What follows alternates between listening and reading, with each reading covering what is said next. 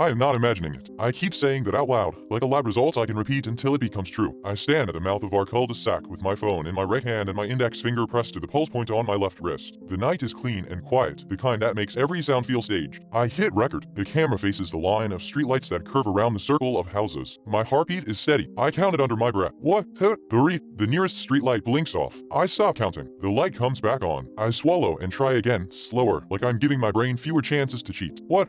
Three. Four. The light blinks off on 4. I jerk my finger away from my wrist as if I've been caught. The street light comes back on right away, obedient and bright. I step closer, aiming the phone at the lamp head. I turn the flash on so the lens sees everything. I tell myself it is a timing circuit, a power fluctuation, a sensor. I tell myself my pulse has nothing to do with sodium vapor and photocells. I press my finger back to my wrist and count again. What? The light blinks off on 2. A second streetlight further down the curve answers it, going dark at the same instant, like a pair of eyes closing. The recording catches my breath stutter. It catches the little shake in my hand. It catches the sound of my shoes scraping the pavement as I back up instinctively, as if distance can break a connection. I lower the phone and stare at the houses. Every porch is dark except the Colliers across the circle. Their window glows with television light, blue and flickering. Something in me wants to run to that glow to force myself into ordinary noise. I open the health app and pull up the heart rate screen. It's a clean line, a number that updates every few seconds. I keep it visible beside the camera feed, split screen proof. I press record again. I count. 1, 2, 3. The streetlights blinked off in sync with the little spike the app shows. The proof makes it worse. The proof means it is not a trick of my eyes. The proof means my body is the metronome. I stop the recording and play it back. The screen shows me counting, the streetlights obeying, and my voice shaking as I whisper, stop it. The playback ends and the streetlights blink once more like a response, and my heart answers with a hard thud. I am not imagining it. I have video. I have data. I have the raw ugly fact. And still, when I walk back toward my house, I keep looking over my shoulder because the dark between the homes feels crowded. It starts earlier in the day, before the cul-de-sac turns into a circle of watching lamps. This morning I am at the grocery store, standing under humming fluorescent lights, waiting while a teenage cashier with tired eyes rings up my things. I'm half listening to the radio music and half thinking about bills. Ordinary. Sive. She peels a plastic name tag off a roll near her register. The tag is the kind meant for a visitor sticker. She presses it onto my shirt before I can ask why. For the survey, she says, not meeting my eyes. I look down. The tag reads, hello, my name is. Under it, in thick black marker, is my name spelled wrong. The wrongness is small, a single letter swapped, but it hits like a mispronounced memory. It makes my stomach tighten, because my name is not hard, and because I have never seen anyone misspell it that way. I laugh like it is nothing. I try to peel it off. The adhesive bites into the fabric. The tag stretches and tears before it lifts. Sorry, I say. The cashier finally looks up. Her eyes are glassy. She stares at the tag like she did not write it. Then she scans my last item and hands me the receipt without a word. In the parking lot I get it off in one piece by soaking the edge with my spit, like a child with a sticker. The tag curls in my hand, warm from my body. I should throw it away. I put it in my pocket instead. All day, I keep touching it through the fabric, making sure it is still there. The wrong spelling feels like something I need to understand. By late afternoon my phone starts acting strange. It is subtle at first. I pick it up and the screen lights even though I do not press the button. I tap the side button to lock it and it wakes again by itself, showing my lock screen photo, my own face smiling in sunlight that now feels like it belongs to someone else. Then, around dusk, I power it off. I hold the button, slide to power down, watch it go black. I do it deliberately, with the satisfaction of someone shutting a door on a draft. I need the phone quiet because I need my thoughts quiet. The phone lies on the kitchen counter like a dead thing. 10 minutes later, it vibrates. I freeze with a dish towel in my hands. The phone is off. I know it is off. I watched it die. It vibrates again.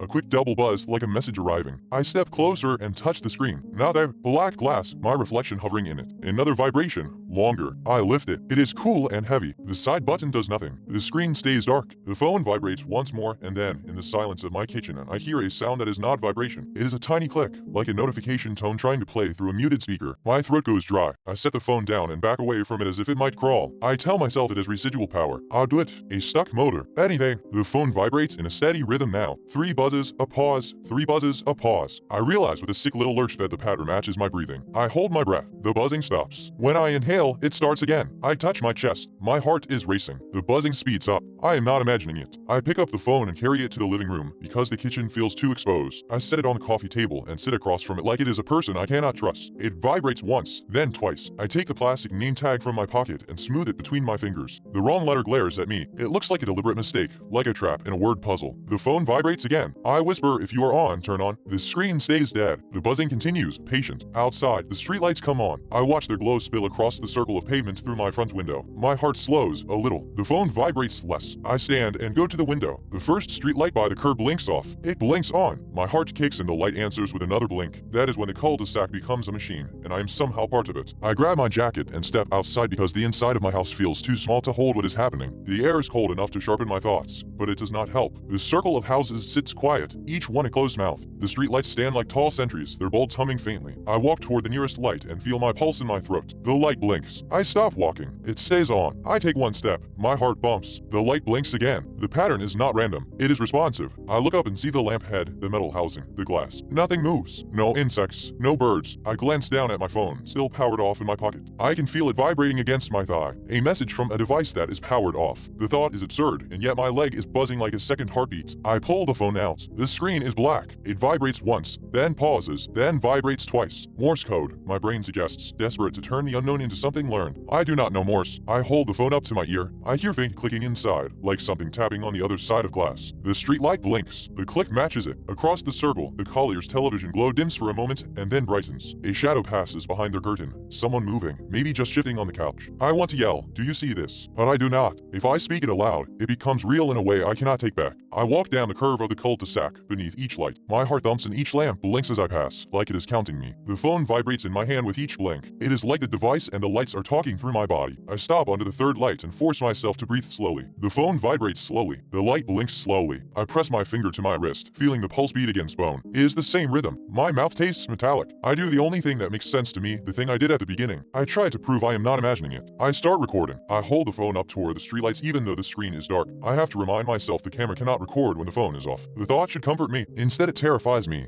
because I realize I do not know what is happening inside the phone. I do not know if off means off anymore. The phone vibrates hard, like an urgent alert. Then the screen lights. Not a boot screen, not a logo, just white text on black, like a message preview floating in nothing. It reads, "Hello, my name is." My skin prickles. A second line appears beneath it as if typed. It shows my name, spelled wrong, the exact wrong spelling from the plastic tag. My hands go cold. The phone should not be on. The phone should not be showing anything. The battery icon is not there. The time is not there. Just the words. I tap the screen. Another line types itself. Look up. I look up. All the streetlights in the cul-de-sac blink off at once. The darkness is immediate and thick. The houses become silhouettes. The circle of pavement becomes a void. My phone screen is the only light, a rectangle that makes my hands look pale and unfamiliar. I hear my own breathing. I hear the faraway hum of a highway. I hear, closer, the soft sound of something shifting on the pavement. I cannot see anything moving, but the sound is there, like a careful footstep that stops when I stop listening. The phone vibrates again. Text appears. Do not let IT match. My heart kicks. Match what? The streetlights blink on again. All at once, blinding after the dark. For a second I think I see a figure standing near the center of the cul-de-sac, where the circle widens. It is only a second. It is only a suggestion of shape. Too tall, too still. When my eyes adjust, there is nothing there but the painted curve of the curb and the dark lawns. The phone buzzes. Another message types in. "You are doing well." The words make bile rise in my throat. Doing well implies a test. Doing well implies someone watching. I glance at the houses, curtains, windows, porches. No one outside. The streetlight above me blinks once, sharply, like a wink. My heart answers with a painful thud. I back toward my house without turning my back fully to the circle. My phone screen stays lit with a message. The wrong spelling of my name sits there like a hook. Halfway to my driveway, my phone vibrates so hard it almost jumps from my hand. A new message appears. IT is learning your rhythm. I stop. The streetlights blink once, together. My heart stutters. The lights blink again, slightly off from my heartbeat, like an echo that comes too soon. My stomach drops. The rhythm is close, but not mine. The phone types. Do not correct IT. I do not understand, but I know what correcting would mean. If I slow my breathing to match, if I calm down, if I try to make the lights align, I might be giving whatever this is a clearer signal. I force myself to breathe irregularly. Short, then long. My chest aches with the effort. The streetlights blink, trying to follow. They mess. The phone vibrates in a jittery pattern, as if frustrated. The lights blink again, closer. My vision tunnels. I taste panic. I hurry to my front door, fumble my keys, and get inside. I slam the door and lock it. In the safety of my hallway, I lean against the wall and listen. Outside, the streetlights blink. I can see their glow through the window by the door. On,